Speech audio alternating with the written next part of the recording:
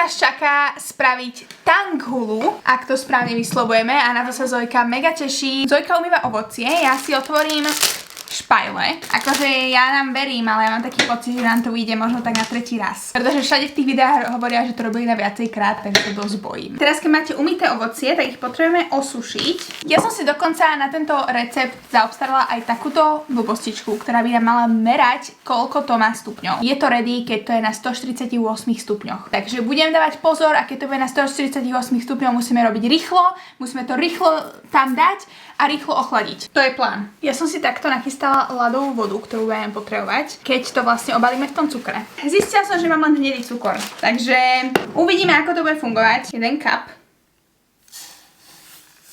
2:1. Takže toto teraz zalejeme vodou. A musíme všetko. Takže takto nejak to vyzerá. Ideme to dať variť. Takže zatiaľ, kým sa to zohreje, tak si poďme nastrkať tieto ovocíčka. Pozrite, jak to pekne vyzerá.